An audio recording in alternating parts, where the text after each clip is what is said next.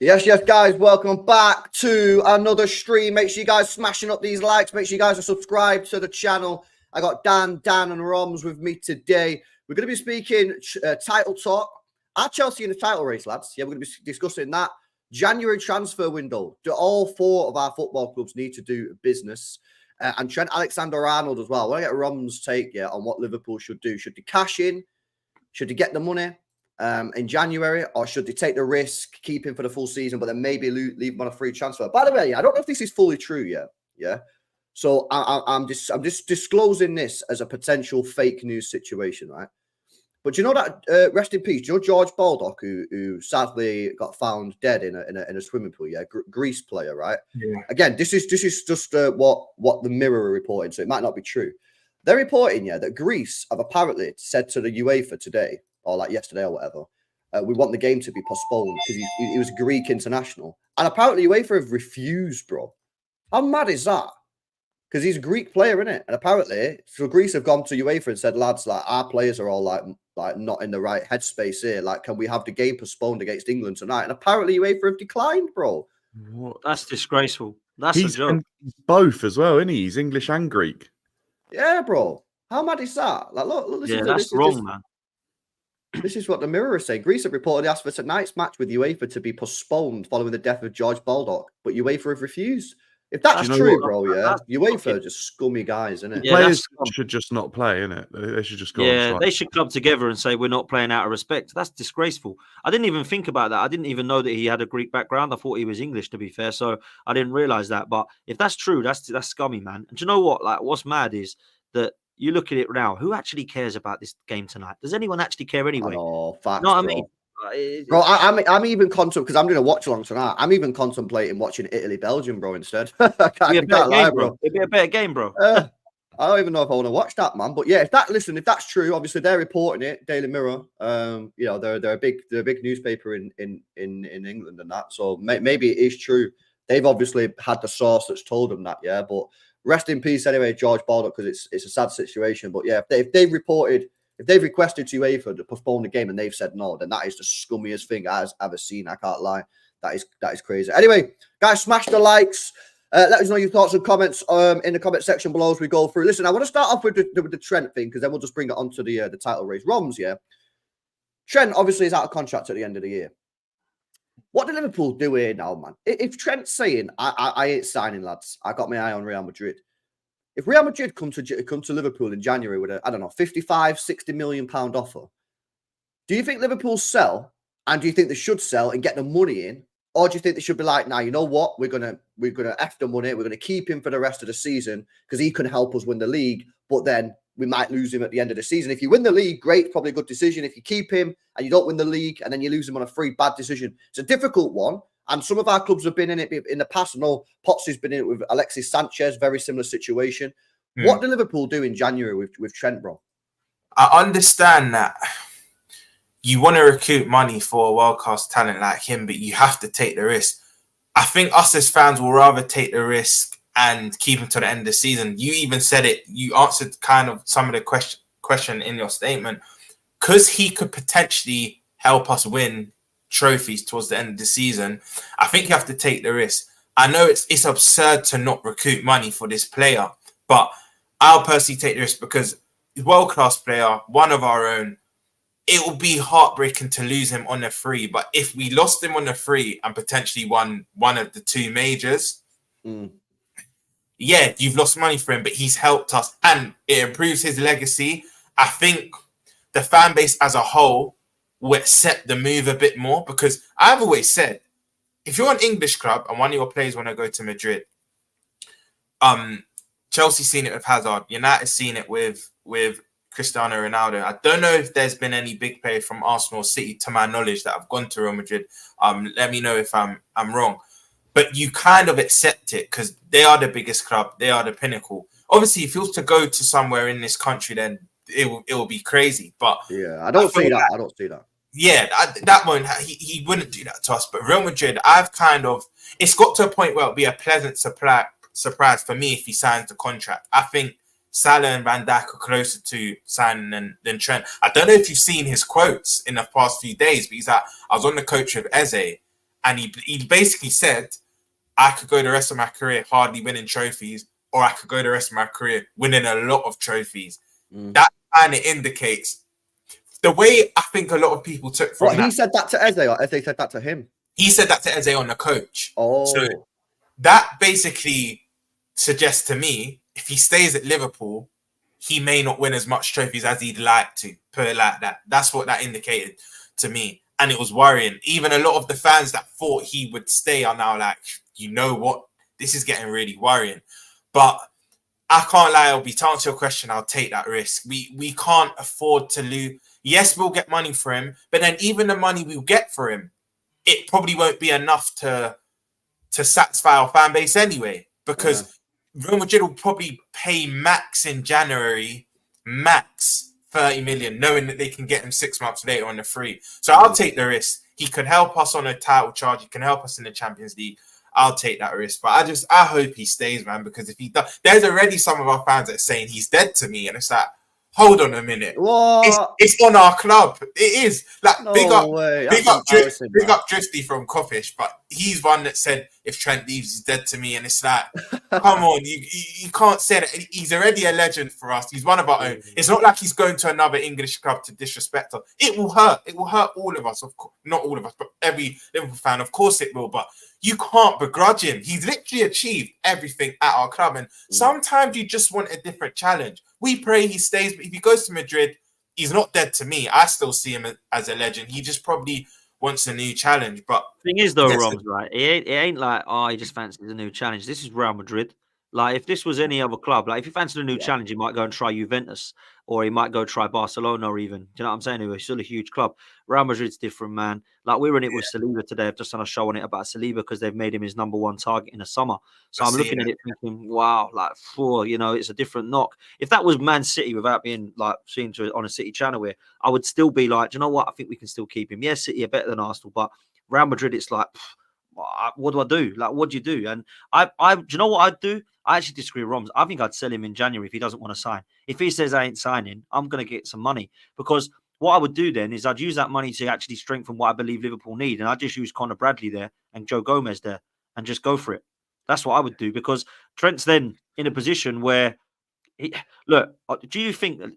Look, I think Trent is unbelievable, by the way. I think he's generational. He's been one of my favourite players in the Premier League for the last few years. Like, real talk. I think a lot of people disrespect him.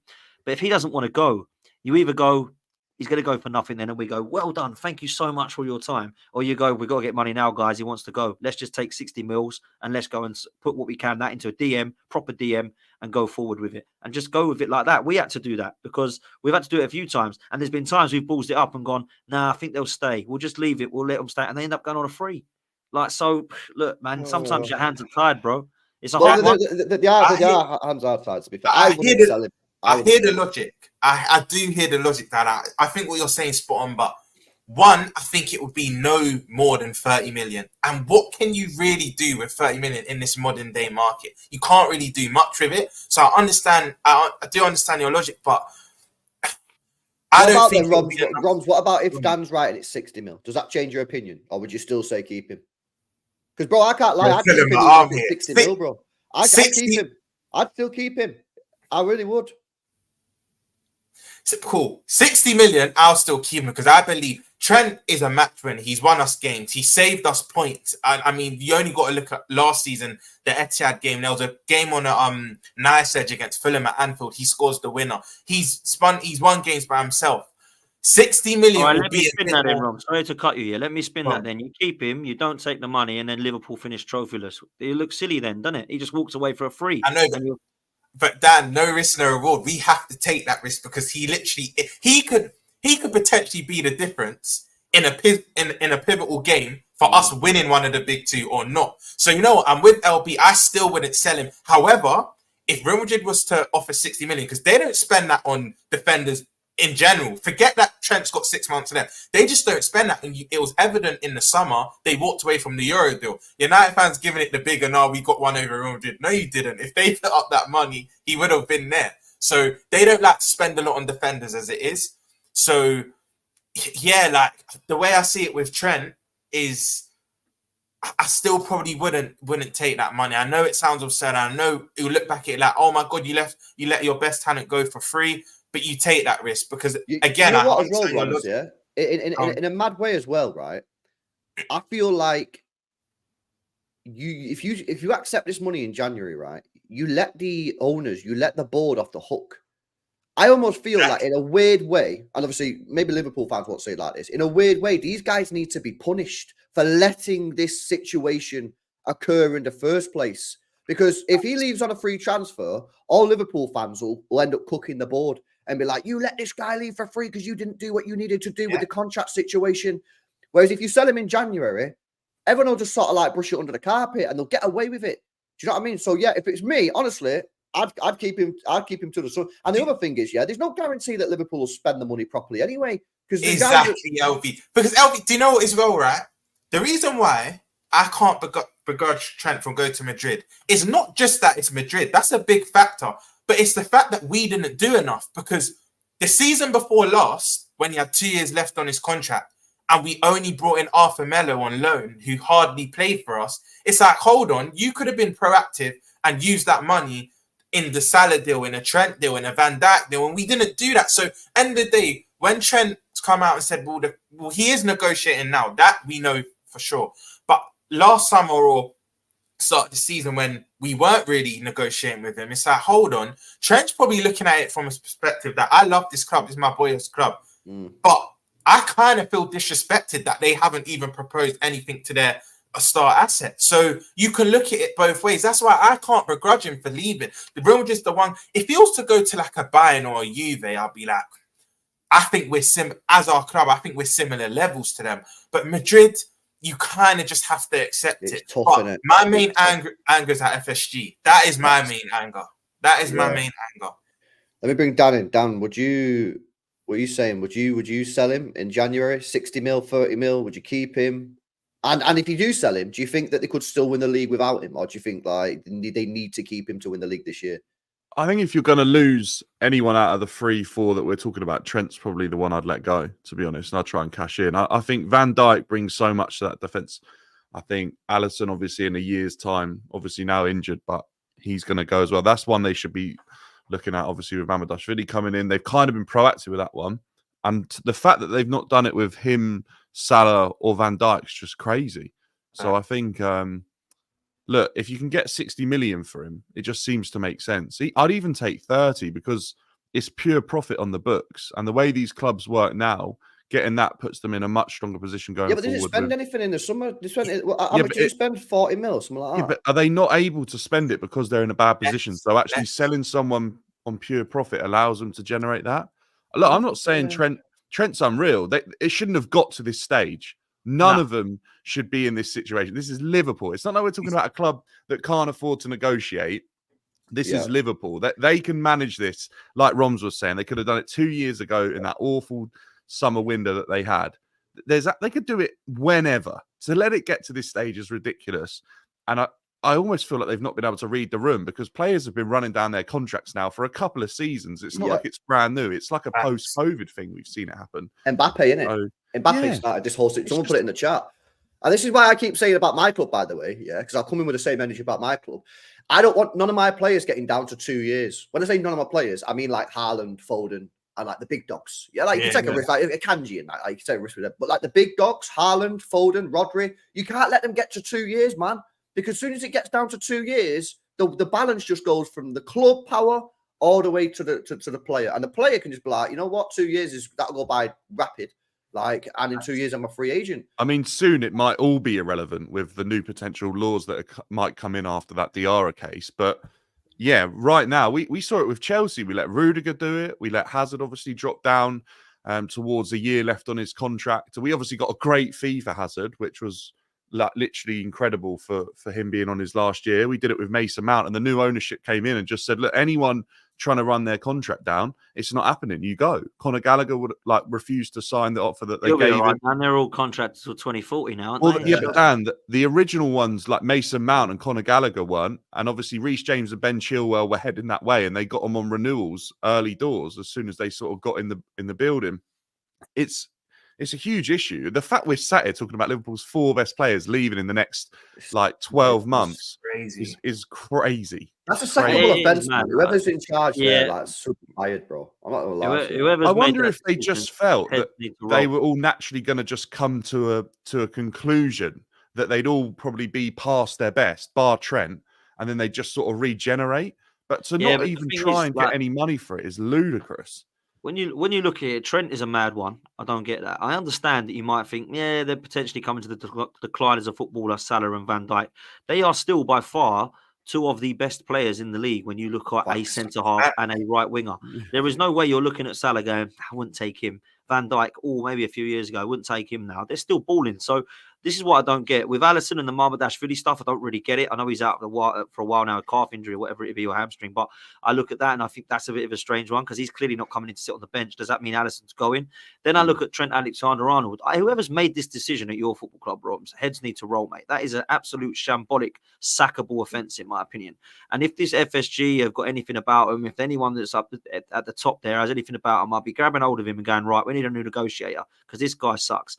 You know, but unless they believe truly that all 3 of them are signing in the next couple of weeks, then he needs to get sacked because it's a joke. Now, look, Salah and Van Dijk might get 1-year extensions and sign them. I think that's potentially more likely than them going elsewhere, right? But Trent, I just feel like because Real Madrid are the club that are after him, it's a different knock, man. Best friends with Jude Bellingham. I know for a fact when Cecil and Curtis were out in pre-season, they went to that club and they were all in there. Trent was with all of the Real Madrid side.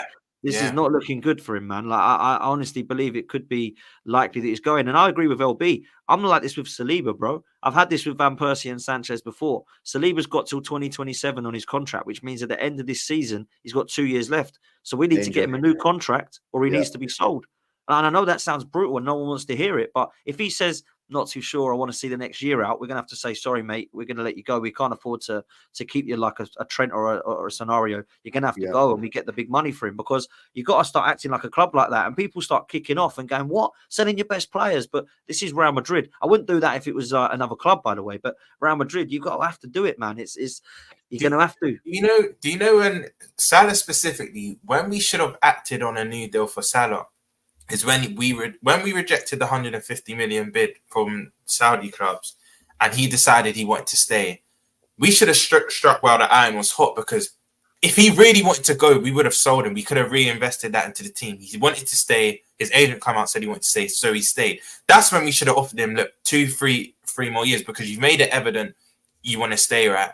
The Van Dijk one, I think Dan has a point. I think with Van Dijk, I think we just assumed, you know what, he's coming towards the end of his career. He'll just want to renew with us.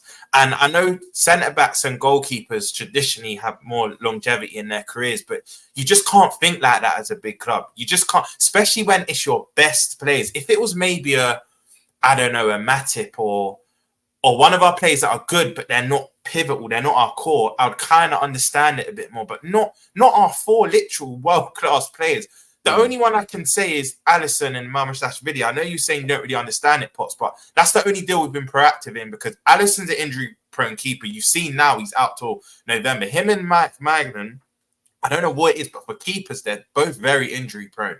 And we'll get money in for Alisson because he's actually one that doesn't have a year left. He's got 18 months. I just had a look, Yeah, so his contract expires the summer 2026. So, and Saudi one in Bayern have been looked to him. We'll get around 20-30 million for Alisson. I'm not really worried in that department. But the other 3 are outfield players. It's embarrassing. It's so is it, Ron, embarrassing. is it with Alisson? Is it just he wants a new challenge? Is that why the rumours sort of started with Bayern? And because he's been coming in.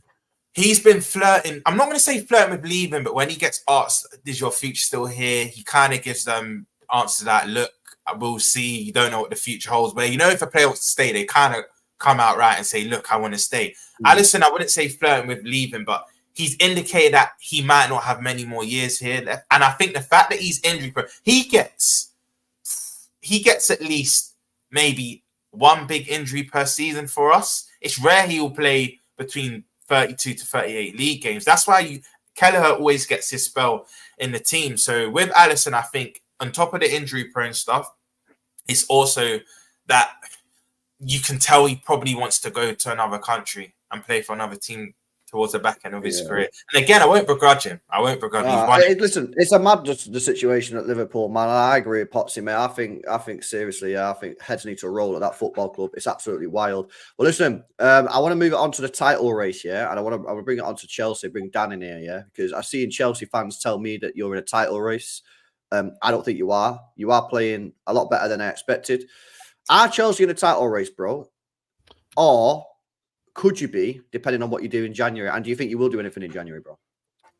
I mean, January makes it a different conversation, because if you look at some of our previous windows, we've spent money to improve the squad. That's for sure. So, look, January for me can't be quiet. I still think there's improvements that need to be made. It's just if the right deal's available.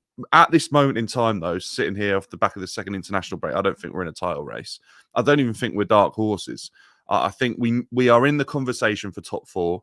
You can't be playing as well as Chelsea have in some of their games, scored as many goals as they have, only lose one game, and not be in the conversation for top four. That surprises me.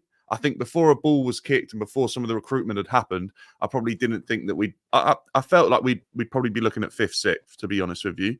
So right now, yes, I think Chelsea are competing for the top four. January additions, potentially. Look, it depends who we bring in. If we go and buy Osimhen and then we go and buy a centre-back of another level of quality above what we already got, and we replace our goalkeeper, and we buy other additions that we really don't need, but they're with obvious quality, like we've kind of done with João Felix and Pedro Neto and players like that who are good players and they can't even start for the team at the moment, you start looking at the discussion about potentially being able to compete with the best teams in the league. But right now, I think we're just a level below. Games like that Sheffield United game, not Sheffield United, Nottingham Forest and the Crystal Palace games, they're the sort of games you can't have if you're going to go and win a title. As Arsenal saw last year, you can't slip up like that when you've got Manchester City in the league. Yeah. No, I agree. I know me and Potsy spoke about this before on Straight Facts, but like, I still can't believe you've not sorted out this goalkeeper position, bro. Like, for me, it's just absolutely wild that you're still in a situation where you've got, listen, in between your striker, and I know Jackson's probably, doing a lot better than everyone thought, but I still think you need a more clinical striker. In between him and the goalkeeper, the team's not that bad. It probably is a top 4 team, but the goalkeeper, I genuinely think he's mid-table level at best. I really, he couldn't even get a game for Brighton, could he? When we got him, we paid 30 million, and I think he was 3rd choice. So yeah, there's big issues with him. I've seen him actually probably improve a little bit this season. A couple of his saves in that game against Forest were really good, but it's just with his feet. I feel like he's always a risk, and I feel like there's always a bit of lack of concentration with him, or an unnecessary risk that just puts us in so many problems. With a young, inexperienced defence, it just seems like a recipe for disaster. I feel like you need a bit more of a level head behind him. Who would you go for? Any ideas you could go for a goalkeeper? I would have gone for that Mamadashvili. I think he looked great at the Euros. I think he's been spoken about quite well for a bit. And the fact we bought Jorgensen for 30 million when Liverpool bought him for 30 million just seems like a bit of a no-brainer to me. So where is this Jorgensen guy then? Well, he's come from. Well, he's not good enough, mate. Like he may be £30 million on a goalkeeper ain't good enough. I mean, how many players have we spent money on and spent a lot on, and they haven't been? Dan, you might be muted if you're speaking. I was going to say, no, his quality. Don's told me Jorgensen's the next level, mate. So I'm expecting to see this quality goalkeeper come in from Villarreal now. Yeah, I've watched all his stuff from Villarreal, and I haven't seen this unbelievable keeper. Some of his shot stopping is suspect as well, but you never know. Like, sometimes these players don't look unbelievable, but people get reports from training and just sort of speak to the coaches and stuff, and then lo and behold, they become good players. Look at the players we were linked with as strikers in the summer. People were laughing and joking about that, and now everyone's sat here admiring John Duran and admiring Omarodian scoring goals against Man United. And we were sat here like, who is that? He scored 9 goals for Alaves or whatever they're called. So look, Jorgensen may turn out to be a very good goalkeeper, and maybe in a few years' time we'll be like, that was 30 million well spent. We've got 7 keepers on the books. One of them has to be good enough. Petrovic is out at Strasbourg, who was obviously one of them has to be good enough. That's funny. That like they do, don't they? If you buy 7, one of them must be good enough. You'd think so. Kepa's on loan at Bournemouth. Petrovic, because he was quite good, I thought. Yeah, he's all right. He's out at Strasbourg, and he's had a couple of good games, and they're actually. But he's better than Sanchez, isn't he? I think when it comes to shot stopping, potentially, but the thing with him for me is I watched Petr Cech do a breakdown of him on Monday Night Football last season, and ever since I watched that, I never looked at Petrovic the same. Like, Cech knows what the top level looks like, and he is definitely not there. And I actually don't know whether or not we have this unbelievable pool of goalkeepers as well, because I've always said this when I was coaching and stuff. No, I didn't ever speak to kids that grew up wanting to be keepers, and I just think the pool of goalkeeping is getting smaller and smaller. It's like European nations where their biggest sport is handball, is where the keepers are coming from. If you look at Mamardashvili, he's coming from Georgia. If you look at like some of the other countries, they come from Eastern European countries where handball dominates and basketball dominates. That they want to be goalkeepers in football. You probably also have to take a bit of a. No, go on, LB. Yeah. All right. Yeah. I was just going to say as well, sometimes with the goalkeeper position, you have to take a bit of a risk. I mean, if you look at Arsenal, they went for David Raya. At the time, a lot of people went, David Raya? Like, I didn't understand it at the time. I'm sure Popsy was probably saying, like, why are we getting him for? Like, is he really at the level? Turns out to be pretty good signing. Tottenham got Vicario. I know Vicario's a bit sus at the moment. You know what I mean? He's not. Is he better than Lloris? Do you know what I mean? I'd say he's better than Lloris. I thought Lloris was fucking shit, mate. I can't lie. I thought he was so overrated, bro. I don't know, man. But yeah, maybe he had a clanger in him, Lloris. Yeah. Oh, but it's not like Vicario don't at corners. He's a joke. Like, he's He's weak on that one. But yeah, this is the point I'm saying. It's like maybe the goalkeeper you have to go for is not an obvious name. Maybe you have to actually do like proper scouting on this, because like 10 years ago there was so many goalkeepers going around. Whereas now you are right, like the pool is smaller. That doesn't mean there's not good goalkeepers out there. There probably is. It's just not as obvious, and that's where scouts have to come into play. When you look at Chelsea, like for me, I think Sanchez has got a shocking game, then an all right game, a shocking game, and an all right game. You can't have that as a Chelsea goalkeeper. Like Chelsea goalkeepers over the years, even before Roman come in, Carlo Cudicini was quality. You've obviously got Petr Cech that come in since then, Thibaut Courtois, and since then, Mendy it's kind of won really... Keeper of the Year in the Champions League. There you go. So for a bit. You know what I mean? Like, so I look at it now and I think, wow, like since the Kepa signing, it really has been a bit of a shambles, to be fair. And I look at Sanchez and I saw his performance against Bournemouth and I thought, do you know what? He played really well. And then I saw him against Brighton gifting the ball. And then I see him at the weekend against Forest making a ridiculously good save at the end. And I'm like, this guy is so inconsistent. It's crazy. But literally 2 minutes before he made them saves, he gave the ball away to lead to the corner that led to those saves. So it's like, you can't win. And I don't think Chelsea will... It's hard to say we won't win a trophy with him in goal, because sometimes you can get away with it or he turns up and has a worldie. But consistently, Chelsea will not be able to fight at the top level with him as our goalkeeper, I don't think. I just think you have to be ruthless with keepers. Pep taught Arteta, both your managers are ruthless with their goalkeepers. And if they're not good enough, they get moved on. You saw it. You obviously moved on Joe Hart ASAP. You bought in Bravo, didn't you? Was it Bravo? Yeah, Bravo. And then you went, right, he's not good enough. Let's get Edison. And you got to be ruthless. Edison at Benfica. Do you know what I mean? No one knew what Edison was about at Benfica. And would you have Ortega, bro? Would you have Ortega?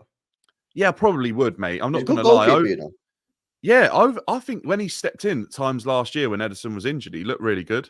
Yeah, he's the best. He's the best number 2 in the league. I think with a keeper as well, age isn't really too much of an issue until they hit about 36. I think then you've got to start worrying, like they might be getting a little bit more fragile. But Van der Sar was doing it to like 40 odd, and the bloke was a joke with his feet. Like his distro was years ahead of the game. And I think that's what the biggest issue for keepers with me is, that sometimes they're chosen on their least desirable attribute, which is playing with their feet. I'd rather them keep the ball out of the net first and then be like okay to good with their feet, rather than be unbelievable with their feet but lack with the basics when it comes to goalkeeping. Yeah, you know, for me, the best goalkeepers out there right now, in my opinion, funnily enough, one of them was awful the other night against Man United, but I think Diogo Costa is a really good goalkeeper, man. And I know Man City have been linked with him today for a 63 million release clause. Obviously, you've got Michael Magnan as well over at AC Milan, who I think has been really good for them for a couple of seasons. Then other than that, you're going like Jan Oblak from Atletico Madrid, and then you start to dry up because Donnarumma is really dodgy at times. I know that he was bought for a lot of money at PSG, but he's like hot and cold. We've obviously spoken about the Raya situation. Other than Alisson and Edison, I don't see any world-class goalkeepers out there. I've got to be honest. I really don't. So... Yeah, you're muted, bro. You're muted, Dan, if you're trying to... I was just going to say a goalkeeper that stood out to me for years. And Dan, I'm not sure what your take will be on this, but I think it all depends on how you want to play football. But I think Bird Leno is a great goalkeeper. I just think his footwork lets him down in terms of being part of the top sides. But I think if you look at his numbers and his stats, he's been great for a long amount of time. Yeah, you are right. Though footwork is not good enough. He's been phenomenal for Fulham. He was good for Arsenal, but never took us to the next level. Emi Martinez was better. Ramsdale was actually better, and Raya is better. But in terms of everything he's got about him, he's got unbelievable goalkeeping attributes. It's just the fact that he's not great playing out from the back. And yeah, his footwork and distribution isn't the best at times. But I still think Emi Martinez is up there, man. I've got to say it. I still think he's quality. He's an absolute madman. But he's so good, man. He's been phenomenal for Aston Villa. Yeah.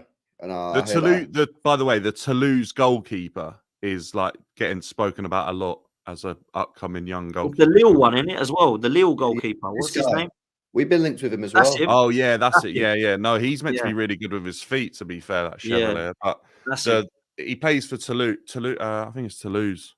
Something like that. They're like really talking him up. He's like French under 21 or 23 international, and they reckon it'll be like the next goalkeeper for the French national team. Yeah. I seen this, LB. Big up to the super chat. Yeah, I seen this that we were linked with Chevalier as potentially the next Edison replacement, because obviously Edison's still not signed a new contract yet, so we need to get him. We need to get him signed up. Big up to Nadir as well. Says, I feel LB, we've got to be ruthless next summer. Bernardo, Gundogan got to be looked at after this season. We need a refresh.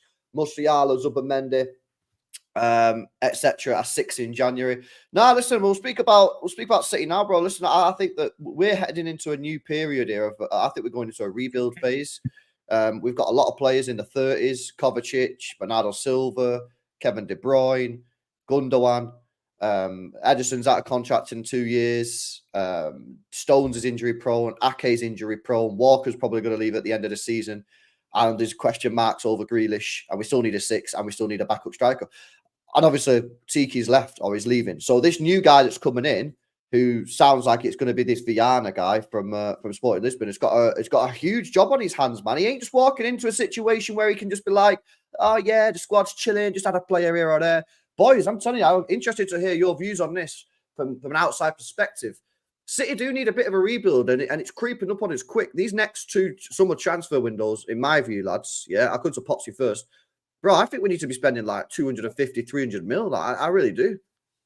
Yeah, it's mad, isn't it, saying that about a Manchester City side that's winning everything. But I do think you've got to keep it. You've got to keep on top, man, because there are clubs that are trying to catch you.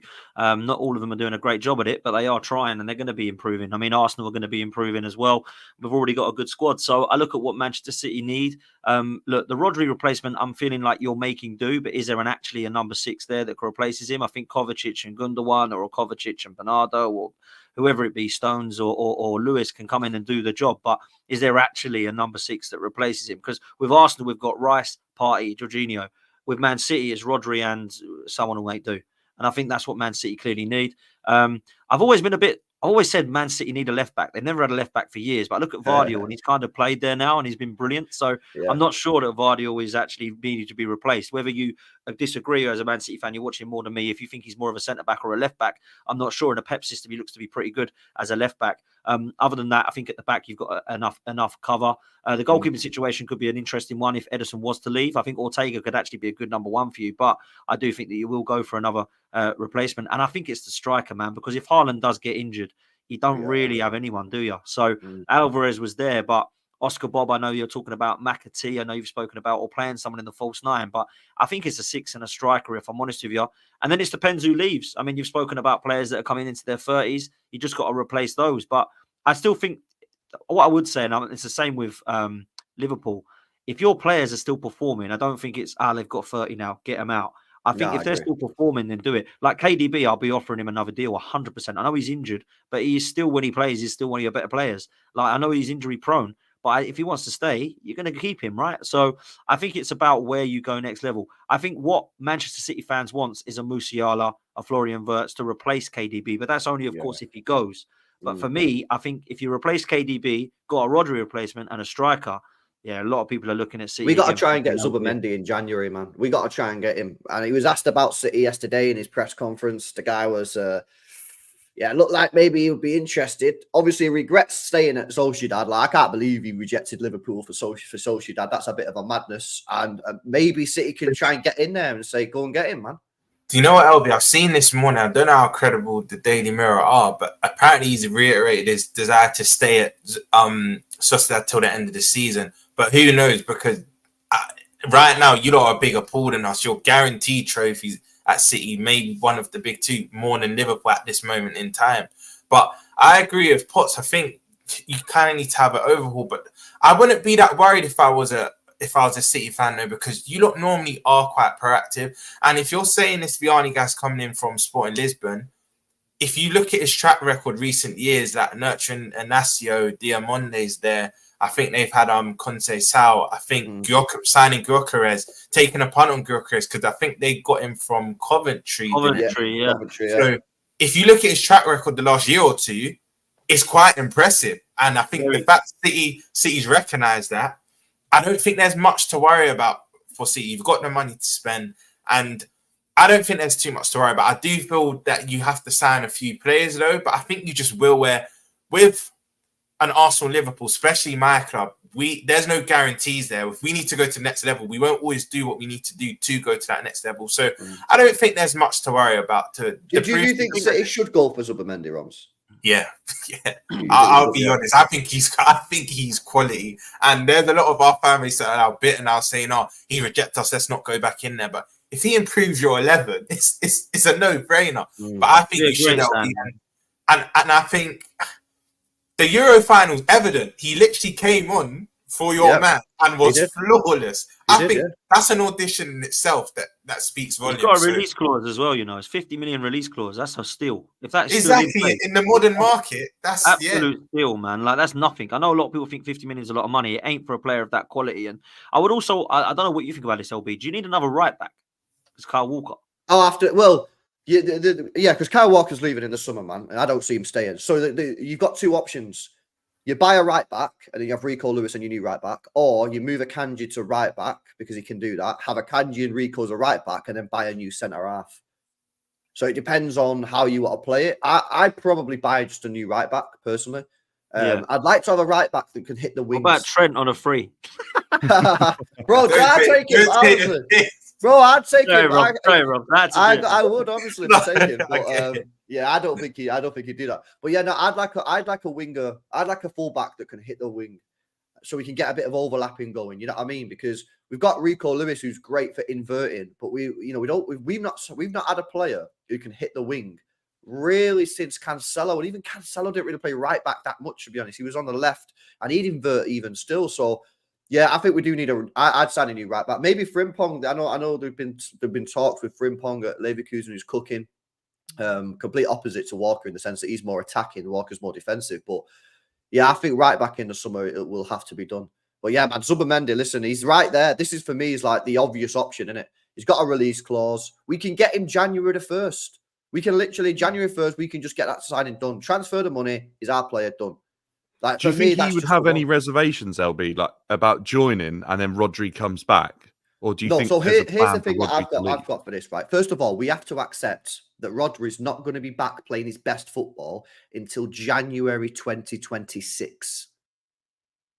Because he's not going to be back in training until August, September time next year. And then it's going to take him 3 or 4 months. You know, how long did Van Dijk take? Honestly, Rom, seriously, how long did Van Dijk take to get back to his best after his ACL? Probably last. You know what, LB? Sorry, this actually defies logic. He was good his first year. It was the following year he was bad. So he come back and was good. But that's an anomaly. But I know what you mean. Normally after ACL, it takes you about 6 months, 6 to 7 months. This guy's not going to be playing football for over a year. So basically, the first thing that I'm saying to Zubimendi is so.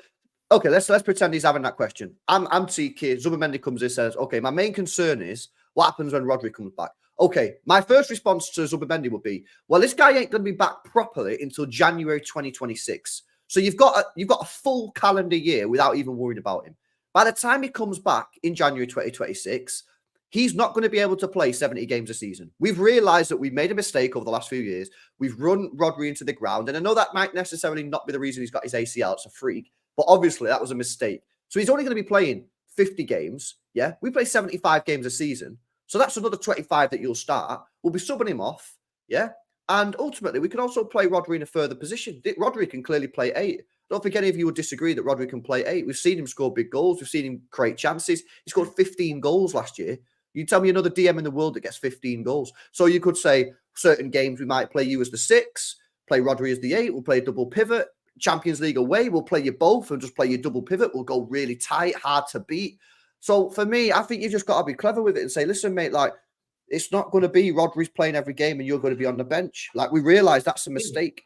Do you know, just to add on to that, the reason why I think Zubimendi won't have reservations as well, Rodri's come out a couple of times, spoke of his desire to go back to Madrid. And I know a lot of people have said, but he's played for Atletico, but to my knowledge, he's not from that region. Like, he just wants to go back to Madrid. So I think Zubimendi's looking at it from his perspective that I'm his successor.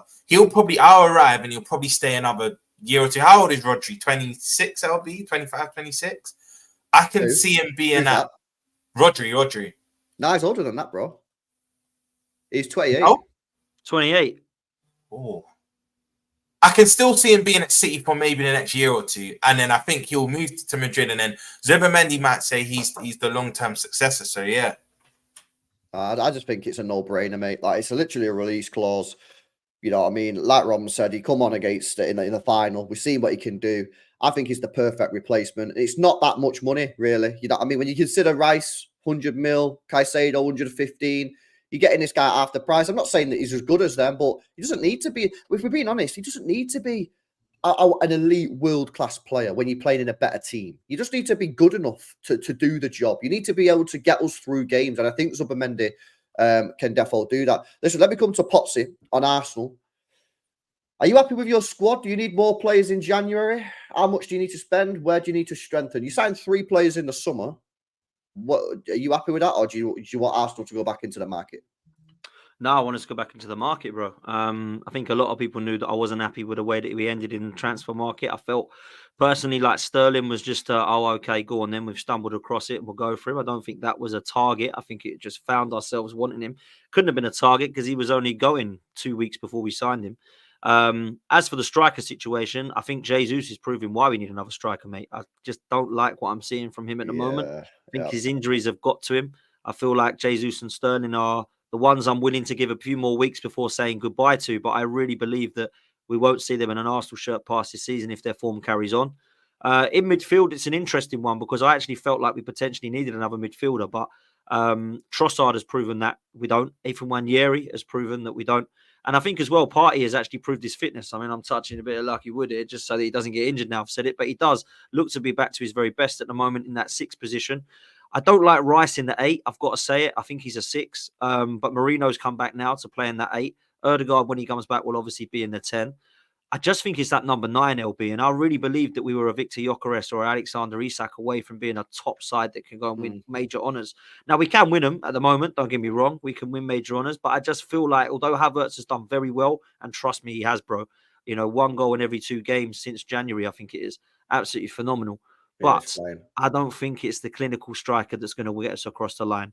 I think he deserves plaudits. I think him and Saka have been phenomenal this season, again, with their numbers and their telepathy and the way they're playing and partnering together. But I still feel we're a little bit short.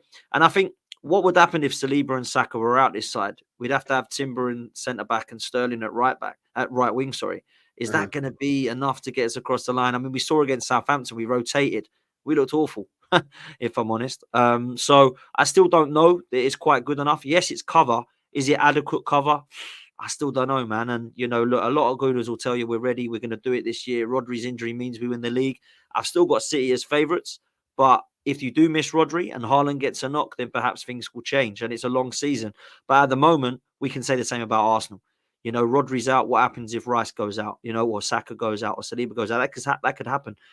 What I will say, and the compliment I'll give to us, is we haven't missed Ødegaard like I thought we would. I think we've missed him in parts of the game time in terms of some of the creativity that we've got. But with the results have proven that we haven't actually needed Ødegaard to win games, and we haven't needed our leader and captain to get us across the line. That's a big compliment. But I still feel that we need to dip in the market. Will we? I don't know. I don't know what the money situation's like. I'm hearing that we've got money if we were to do something. The players we're being linked with are more summer moves, in my opinion. Isak, Gyökeres, There's links with Nico Williams and Florian Wirtz. Tchouameni I saw the other day. Those are not January moves. They're going to be summer moves, in my opinion, man. But look, we're there or thereabouts, but I still feel we're 1 or 2 short, bruv. Interesting. Yeah, I agree. I think you're just a couple of players short, man. Who would you go for? If you could get 2 players this window, bro, who would you go for? Well, I need to be realistic about it, obviously, because of money. So if they were available, I would go for Victor Gyökeres, because I don't think Isak would go in January, although I would want Isak. And if I'm honest with you, if we could do it, I would release the clause of Nico Williams. How much is he? 49 million.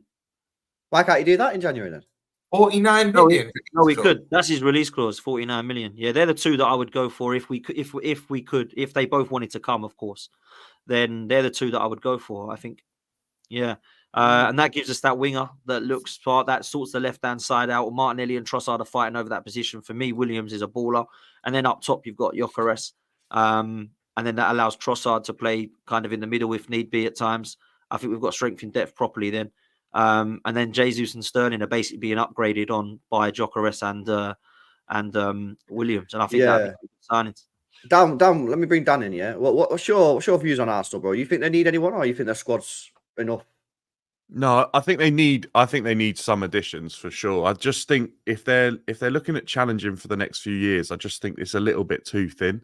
I just think if they get a couple of injuries, like we've seen with Odegaard, Dan was saying it was only a couple of weeks ago. It was like, what on earth happens here now? Because we let like Smith Rowe go, we let players go in the summer, and we didn't really replace them. So for me, I just think just adding some players in of a quality that are potentially not good enough to start, but also good enough to strengthen the bench would probably be their best move. I do think an out-and-out 9 is probably something they could look at. And I also question Martinelli. I know he's looked a little bit better, but I don't know how long he's going to stay at Arsenal.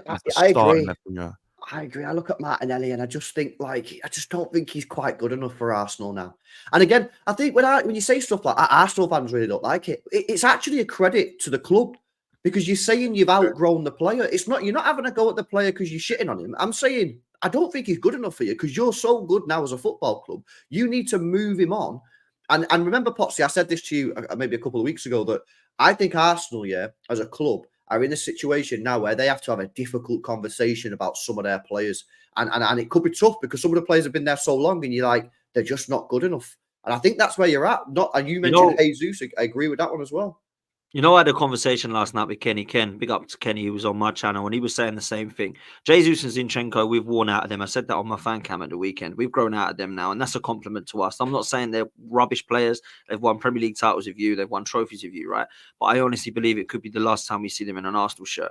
Kenny went one further and last night, and he was basically saying, I think we'll get a winger in, because Martinelli and Trossard, we can't see to hold that position down. Why would it be willing to put in 68 million for Mudryk if we didn't want a left winger? And that was 2 years ago, by the way. And I know that I'm glad we didn't get him, by the way, but that was 2 years ago. So he wasn't coming in to sit on the bench. He was coming in, obviously, to compete and potentially get ahead of Martinelli. What's happening with Ben White? Is he going to be the next Aaron Ramsdale? Because Timber's come in and been absolutely phenomenal. And also, what's happening with Calafiori long term? Because people are saying they don't think he's a left back. Is he going to be the partner to Gabriel and the partner to Saliba and Gabriel, potentially be one of the next ones? So he's looking at this, and I'm with you, LB. I think Arteta's looking at this ruthlessly now and going, right, you've been great for the first few, but it ain't been enough. So I'm going to bring this player in who I think he is. And I think sometimes it's going to be difficult conversations. And some of the Arsenal fan base are not happy about that. They had a massive sentimental value to players like Smith Rowe. But Smith Rowe was good for trying to get us in the top 4. We're going for a title now. Gabriel Jesus and Zinchenko, when we both bought them, actually weren't going to try and get us to a title. They were trying to get us in the top 4. And we did that because we went for a title race. We found ourselves in a title race that year. People thought Arsenal were going for the title that year. We weren't. We were trying to get in the top 4 because we finished 5th that season. So all of a sudden, we found ourselves in a title race. We had a top 4 side finding itself in a title race. Funny enough, we didn't win the title because we had a top 4 team, right? So now we are actually trying to get a title race team. We need to go and get these players in. And listen, we're being linked with Tchouameni, Florian Wirtz, Gyökeres, Isak, and Williams. I'm not going to get them all, but look, they're the sort of names we want to be getting, right? They're the sort of names you want to be linked with. And you get some of those names in, rival fans are going to go, fucking hell, Arsenal, all right, you know. And I think rival fans have respected and think that Arsenal all right now, but that's the sort of type of signing that can get you across the line, man. Yeah. Yeah, it's interesting. Listen, just before we wrap it up, Roms, Liverpool, signings. You needed a DM, but now Gravenberch's cooking, bro. But is he cooking against the lower league teams? Is this a big test now? You're about to see, can Gravenberch do it against the best teams? If he can, maybe you chill. You don't need anyone. Maybe you say, oh, actually, he's good against the smaller teams, not great against the bigger teams. Where are you at, man, with your transfer plans for January? For me, a left back, a DM, and you know, I actually think we get a DM because there's been a lot of reports this week that we're looking to sell Endo. Well, Slot didn't like Endo from the day he walked in. We already put him up in the market. I think Marseille, we rejected a bid from Marseille because we thought it was too low for him, but then hold on, we got him in for a low fee anyway, so it's not really that much of a loss. But I think we're looking at the region of 15 to 20 million for Endo, which I think we should just be a bit more humble with that, maybe 10 to 15. But I think we actually get a DM. But for me, a left back, Simicast is just not good enough for us. He's just not. Robertson, I'd love now as a squad player. He's been such a great servant to us, but you can see the coming of age. He's slowly breaking down. When it gets to like the 60th, 70th minute, he's making needless fouls, and it's because he's trying to be intelligent. His mind is telling him out. His body thinks he still can, but his mind's telling him, I can't make that run anymore. That's why he's coming off quite early. So for me, a left back, I'll actually sell Simicast in the summer, make Robertson our number 2 and get a starting left back, get a DM. Who would you go for? Would you go for Zubimendi again? Would you try and get him 100%. back? Him or Edison for Atalanta, because we were linked with Edison before. But then there's that thing where is Edison more of a Klopp player or a Slot player? But I think Edison's a jack of all trades, master of none, but he can do pretty much everything. So Douglas Luiz wants out, Roms. Douglas Luiz wants out. I've seen that, I wouldn't be that. What, of you, mate? Yeah, apparently. I'll take him. I'll take him. Bro. I'll take him. Baller. And he's perfect for the way Slot plays this very possession-based style. I think our front 6, I would actually leave. There's enough there to go for a league. I mean, you've got the two left-sided players, Gakpo and Diaz. You've got Jota and Nunes through the middle, and Salah, and I know Chiesa is injured, but Salah and Chiesa. I think in the summer I would offload players, but I think January just keep the front 6 as it is. But I look to bring in a DM and I look to bring in left back, because you mentioned Gravenberch. I can't wait for this next 10, 15 run of fixtures. It's a big test. Yeah, man, and this is what you want as a fan. You want to see your team tested. You want to see how far you've come, because obviously, rival fans will do what they'll do. Oh, this is where Liverpool dip in that. Let's just see. Let's actually just see. But yeah, Gravenberch, this is the real test. Again, I said out of our first 10 games, AC Milan and United were the litmus test. I know we're going to say United are poor, but it's still a tough ground to go to. It was evident last season. We've gone there with better teams. And AC Milan, San Siro, whether you go and play Inter or AC, it's still a tough game to go to. And he passed both of them with flying colours. Chelsea away, first day back. Brighton home and away. You've got Arsenal. I think you've got Leverkusen in that run. Then you've got City. Then you've got Newcastle. This is where we're really going to see what Gravenberch is about, because I think I rate him so highly. But again, our squad's quite bleak, because an injury to him is Endo or Morton. And this is why I think, I know a lot of Real fans say Liverpool fans don't have a lot of chest, but this is why I still put us in a title race. But this is why I think a lot of Real fans want us to say, yeah, we're favourites or we're going to win the league. This is why we have to have our reservations, because unlike Arsenal and City, 1 or 2 injuries to our 11 can go toe-to-toe with Arsenal and City. I truly believe that. I've got no qualms with that. But the minute a key player gets injured in our 11, our squad ain't like yours at Arsenal. It's as simple as that. It's as simple as that. So, we need reinforcements. I think if you get a DM, another defender, I think you can get remember, you didn't spend no money really in the summer. Exactly. So 10 million, LB. 10 million. Exactly. The money should be there. So go and get a DM, maybe get a defender, and if you can stretch to another attacker, well, there's no reason you can't go for it. I still think in the end you'll be a little short, and I also think like it would be just a madness if Slot comes in and wins the league in his first year when Pep and Arteta are here. I think that'd be crazy. That's another reason why I don't have you to win it, but I think you'll be thereabouts. I think you'll be. You know what, LB?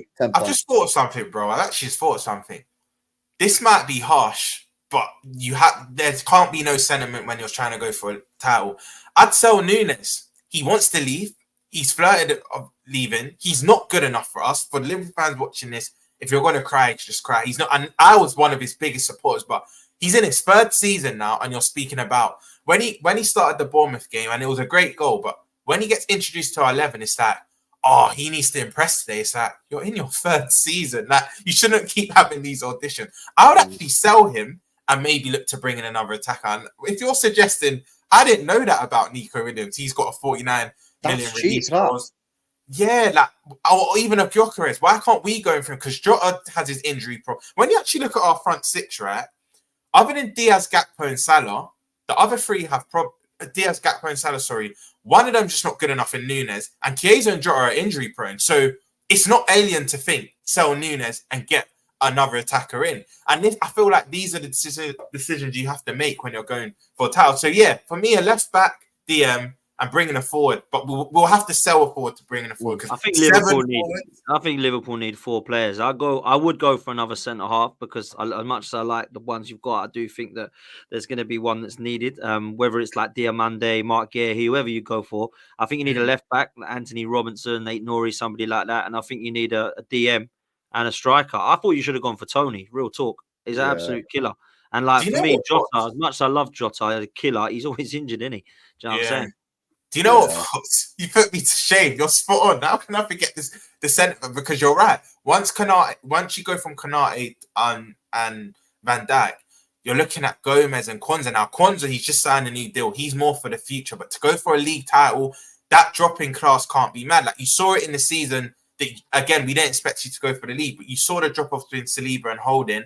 I feel like Konate to Kwanzaa isn't as much of a drop off, but he still is quite young. Can he deal with the pressure week in, week out going in that title race? And you saw a mistake against United when Bruno Fernandes puts them ahead 2-1. There are certain games where, and he should be allowed to make them mistakes. I'm certainly getting on to Kwanzaa. He should be allowed at his age, but you're actually bang on, Dan. It is 4 players, a forward, DM, centre-back, and a left-back. Do you know what? Roms, your whole defence, yeah? Trent could go this summer. Van Dijk could go this summer. Konate next summer's contract's up. Robertson. No, he'll sign. I'm sure of that. You could lose all. We're in talks with him now. He's next. You might keep one out of 5 because Robertson's not going to be wanted. Like, are you going to keep Robertson? I think as a squad player, I think we'll keep him another year as a squad player. This time next season, we'll be talking about whether or not you lot are getting mugged off not getting any money for Robertson. Yeah. But how has that been allowed? That is crazy. You've let all of them go to like that. That's what I said. Heads need to roll, man. The thing is, even to put the blame, like the blame's always on FSG, but even the sporting directors, we had George Smatko last year, the German guy. I don't know if you don't remember, that came in only for a year. Then before that, it was Edwards that left. But they're all just culpable. They're all actually responsible for this because you can try and leave Michael Edwards scot-free, but he only left two summers ago. So the contract should have been done then. We give him credit for extending Salah's couple years before that. But listen, it's just gross negligence. And I keep saying to our fan base, everything looks all right now, but you have to look towards the future. And it doesn't look that bright for us. No, I agree. I think we're too comfortable as a fan base. And we need to start looking towards the future, man. Nah, big up, man. Big up to Tinsay as well. I see that was funny, man. If Arsenal wins, it's because of £200 million loan. Come on, Tinsay. Calm it. Nah, big up, man. Big up. Listen, we're going to wrap it up there, man. If you've already just tuned in, if you want to listen to the Trent talk, that was at the beginning, and then we've done the whole City, Arsenal, Chelsea, and Liverpool stuff there as well. Big up to the lads for joining me. Dan, and Roms. Appreciate you guys every Thursday, midday. And of course, it's good as well when the Champions League on. We can review Champions League. I've got a video going out on the second channel, more LB. If you want some more legal talk, then Mr. Keith has been speaking again, saying that City have won £180 million if the new sponsorships go through. So I'll redirect you over to the second channel. Smash a like, subscribe. I'll catch you in the next one. Peace out.